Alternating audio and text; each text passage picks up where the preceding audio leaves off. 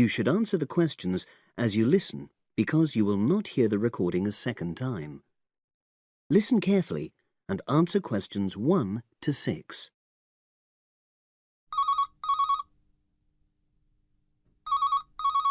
Hello. Hi Liz, it's Ken here. Hi, Ken. Nice to hear from you. Are you... This is just a quick call, but Mary and I have just been talking about our summer holiday. We haven't booked a place yet, and we've left it a bit late. We were just wondering if you know of any holiday rentals in your area. It's so nice there. Well, yes. I can think of 2 or 3 places that are very nice. What dates have you got in mind? The 10th of July to the 22nd of July. Oh, yes. That is quite soon, isn't it? Well, there's a place near here called Moonfleet. Is that MOONFLEET? That's right. It's quite a rural location, and it's next to the owner's house, but it's got fields all around it, so it's very pretty. Sounds okay. Can you tell me a bit more about it? Well, it's an annex to the owner's house, and it's an apartment with 2 bedrooms and an open-plan living area. Well, I like the sound of it. Is there anything we might not like about it? Well, it's quite a distance from the nearest shops, that's all. Okay. And, well, I'll tell Mary, but I don't think she'd mind that. Do you know how you book it? You have to book on the internet. There's a web address. It's www.summerhouses. One word. Yes, then .com. You'll be able to look at a photograph on that. Okay. And what about the others? Where are they? The second one I'm thinking of is called Kingfisher, and that's even more rural. It's a really beautiful location, in fact. It's by the river, and it's got nice views. It overlooks woodland on the other side. Is that an apartment? No, it's a 3-bedroomed house, and that's got a dining room as well as a separate living room and a kitchen. But I expect it's more expensive. You'll have to check the prices. It's probably a bit bigger than we need, but our nephew might be joining us. We're not sure yet. How do you book Kingfisher? You have to phone the owner directly. Shall I give you the number? I've got it here in my phone book. It's 01752 669 218. Right. Before you hear the rest of the conversation, you have some time to look at questions 7 to 10.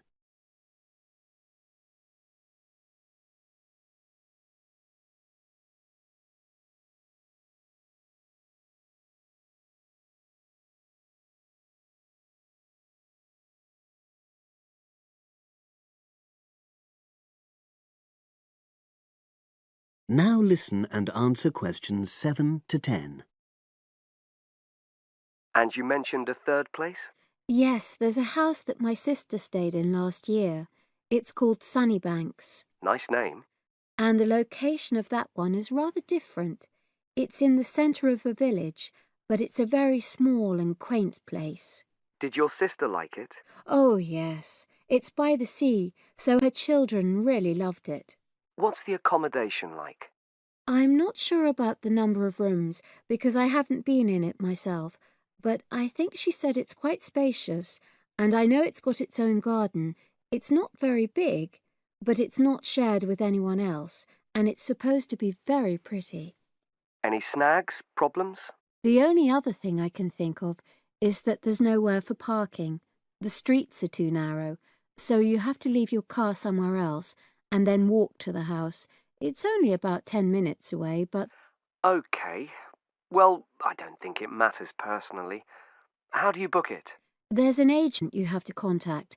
I don't know his details, but I can ask my sister and let you know tomorrow. Thanks, Liz. That'd be great. I'll talk to Mary and see what she says. Thanks for your help. That's okay, Ken. I'll speak to you again tomorrow. I hope you find what you're looking for. That is the end of section 1. You now have half a minute to check your answers.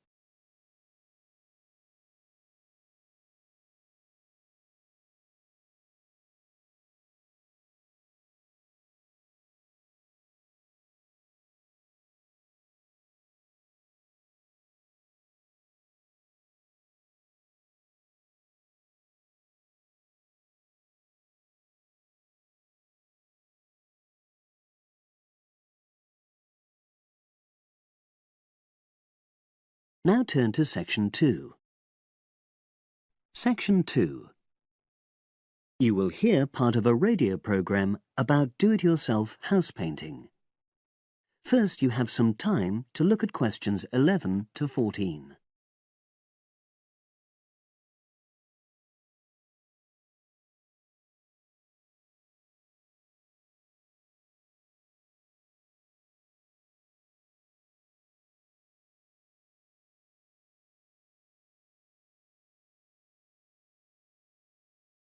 Now listen and answer questions 11 to 14. Good morning, everyone, and welcome to our weekly series on home improvements. Today's program is about do-it-yourself house painting. There's never been a better time for people who like to do their own interior house painting. Although people still lead very busy lives, thanks to the availability of various new DIY materials, you can now decorate your home in a more efficient and a more environmentally friendly way.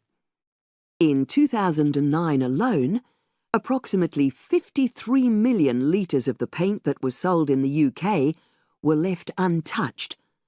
That's enough to fill 21 Olympic-sized swimming pools. It's easy to overestimate how much paint you'll need to decorate your room if you use guesswork. And if you know exactly how much paint is needed, you avoid unnecessary waste. There are automatic paint calculators available now. Most of the major paint manufacturers provide them. Look on their websites or just Google paint calculator and see what comes up. Then simply measure the circumference and height of the room in metres, enter this into the calculator along with the type of surface you're painting, and it will tell you how many litres of paint you'll need. But if you do end up with leftover paint, you can donate it to an organisation like Community Repaint. They will take the paint from you and redistribute it to local charities and voluntary organisations, so it goes to a good home. You can find more information about Community Repaint on communityrepaint, all one word, .org.uk. Now you have some time to look at questions 15 to 20.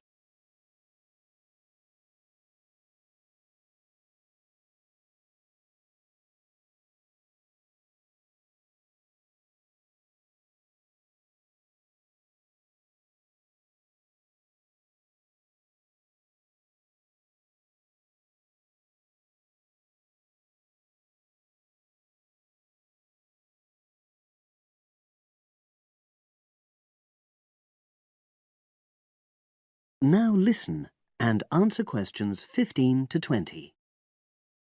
Another way of avoiding paint wastage is to check you're completely happy with your colour choice before starting to paint. For example, you can get a small sample of the colour you're thinking of using, then paint a board and move it around the room, so you can see how it looks against your furnishings and in different lights. Also, it's always better to buy high-quality paints because you get what you pay for. If you buy cheap paint, you might need to apply 2 or 3 coats to achieve the same coverage that you'd get from 1 coat of a good quality paint. You could also spend a week on a job that could have been done in a day or 2. And consider the environment. Most paint manufacturers now sell water-based paints that don't contain harmful chemicals or give off harmful odours, so get one of these. You can also buy paint that's packaged in recyclable containers. There's a lot more choice than there used to be. You can only do a good job which will last if you prepare the surfaces thoroughly before painting. In fact, in many ways, if you want to do a professional-looking job, this is more important than the painting itself. If there are any cracks or patches of loose plaster, painting over them won't solve the problem.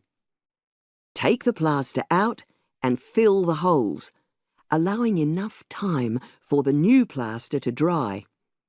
And you won't get a smooth finish if the walls are dusty or greasy, so washing with water isn't enough.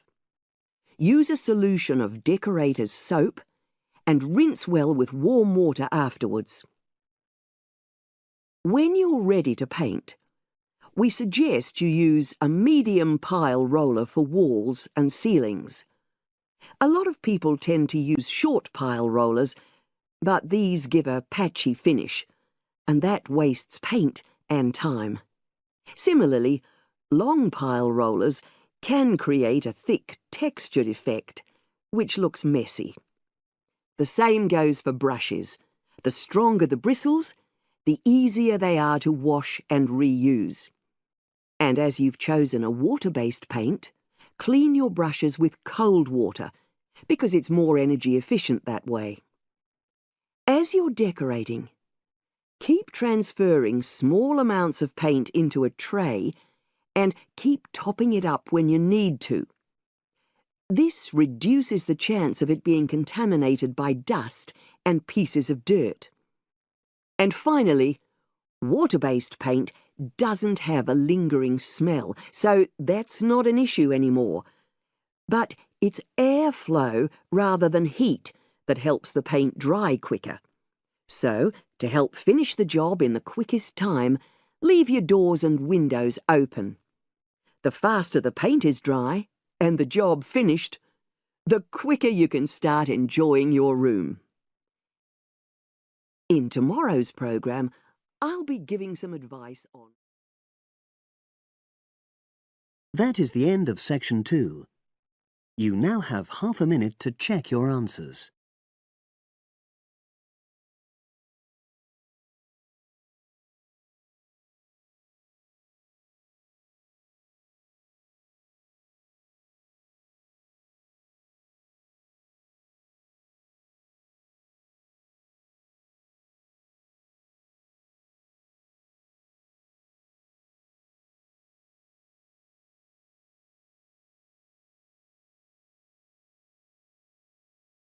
Now turn to section 3. Section 3. You will hear 2 engineering students, a woman in her 6th year called Linda and a man in his 5th year called Matthew, discussing the benefits of student work placements. Before you listen, you have some time to look at questions 21 to 26.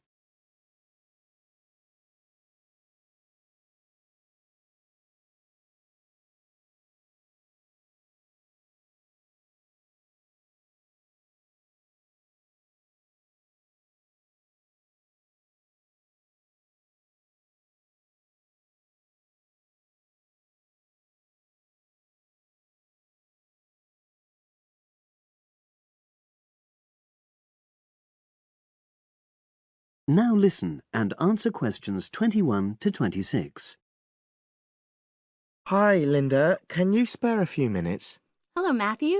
No problem. I just wanted to talk to you about temporary work placements. I've never really thought there was a good reason for doing one. I've got some savings, so I don't really need the money at the moment. But I've had an email from the university about a vacancy that looks quite interesting. You did a placement last year, didn't you? I did, yes. In my case, I wanted to find out if I was making the right career choice before I began applying for permanent jobs. I thought I wanted to work in car manufacturing, but I wasn't sure, so I applied to Toyota. What was the application process like? Lengthy.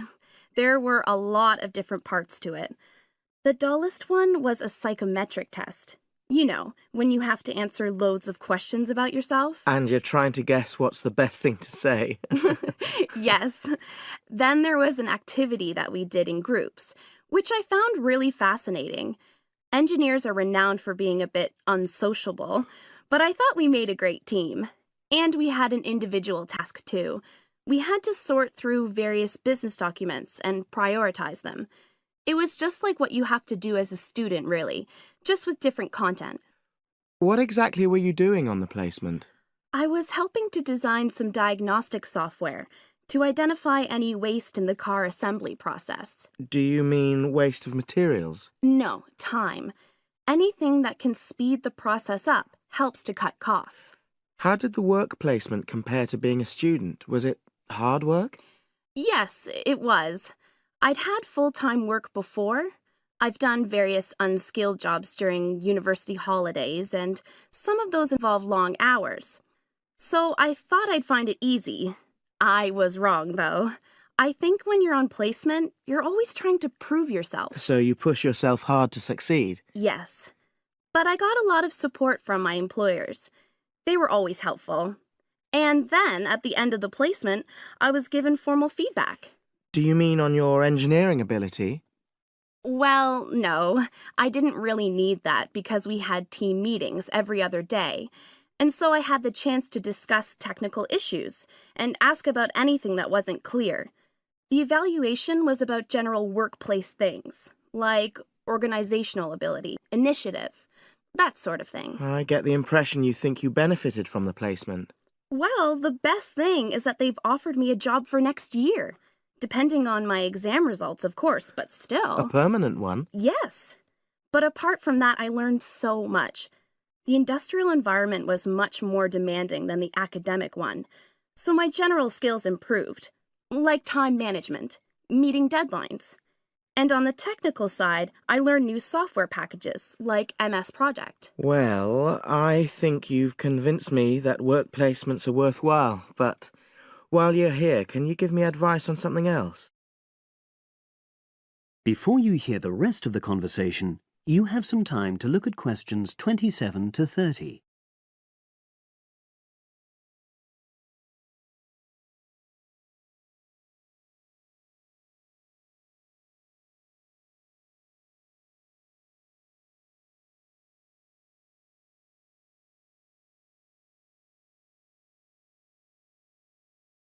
Now listen and answer questions 27 to 30. I'm about to make a start on the engineering materials module, and I've got a book list here. Can you have a quick look and tell me what you would recommend? That's if you can remember. Let's see. I do remember some of them. Yes, this one, The Science of Materials. I found the subject quite hard generally, but this book is very accessible, so it suited me.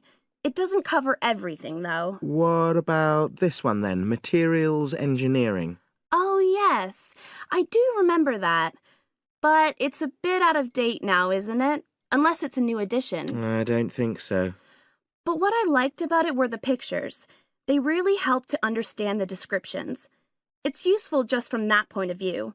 Let's see, what else? Oh, yes, that one there, Engineering Basics. I think out of all these, that's got the widest coverage. But I've looked at the contents page and it hardly mentions nanotechnology. Yes, you're right. The evolution of materials does, though. It's a recent publication, so it covers all the latest developments. It's a bit thin on the 1960s, though, and that decade was quite important. Well, it sounds as if they all complement each other in some ways. I don't suppose you can lend me... That is the end of section 3. You now have half a minute to check your answers.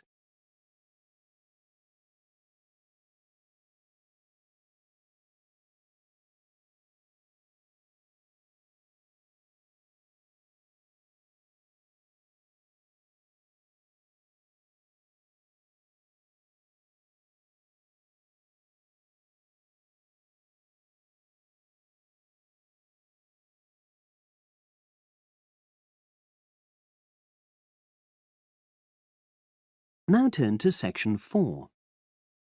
Section 4.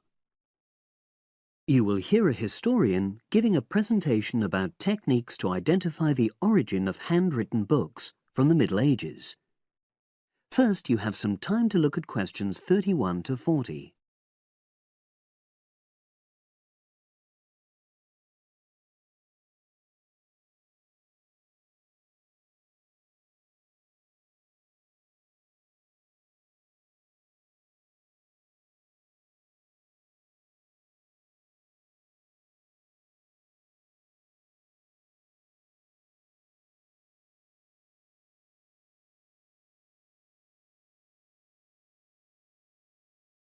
Now listen and answer questions 31 to 40.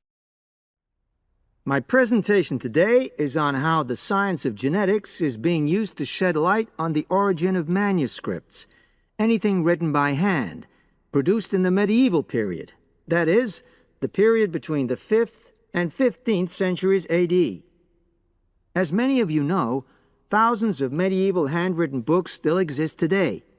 Some of them have a clear provenance, that is, we know exactly where and when they were written. But the origin of many manuscripts has been a complete mystery. That is, until 2009, when geneticists started using DNA testing to shed light on their origins. But before looking at the new research, I need to explain something about the way the manuscripts were produced, particularly what they were written on. Virtually all were written on treated animal skins, and there were essentially two types. The first was parchment, which is made of sheepskin. It has the quality of being very white, but also being thin.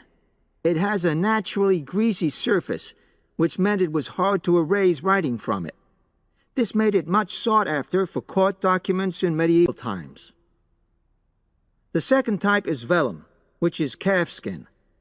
This was most often used for any very high-status documents, because it provided the best writing surface, so scribes could achieve lettering of high quality. So, once the animal hides had been chosen, they had to be prepared. Where the right materials were on hand, the skins were put into large barrels or vats of lime, where they were agitated or stirred frequently. But if lime wasn't available, then the hides were buried. Both these techniques were designed to cause the hair to slough off and the skins to become gelatinous and therefore more flexible. The next stage was to put the hides on stretcher frames and pull them very tight. While on the frame, they were scraped with a moon-shaped knife in order to create a uniform thickness. For parchment, that was the end of the process. But for vellum, there was an additional stage, where it was bleached in order to achieve the desired color.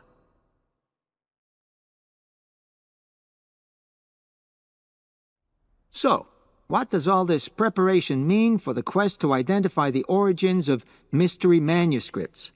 Well, until recently, the only way historians and other academics were able to guess at origins was either through the analysis of the handwriting style or from the dialect in which the piece was written. But these techniques have proven unreliable for a number of reasons.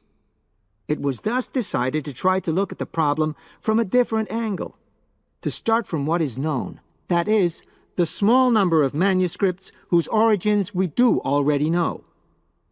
Because these parchments and vellum are both made from animal hides, it was possible to subject them to DNA testing and to identify the genetic markers for the date and location of production.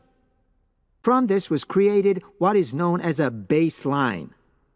The next stage was to test the mystery manuscripts, finding their DNA characteristics, and then making comparisons between the known and the mystery scripts. Genetic similarities and differences enabled the scientists to gain more information about the origins of the many manuscripts we had known virtually nothing about up to that point. Now you might ask, what are the potential uses of this new information? Well, obviously, it can shed light on the origin of individual books and manuscripts. But that's not all. It can also shed light on the evolution of the whole of the manuscript production industry in medieval times. And because that was such a thriving business, involving very large-scale movements right across the globe, the new data in turn help historians establish which trade routes were in operation during the whole millennium. Now, if anyone has any questions... That is the end of section 4. You now have half a minute to check your answers.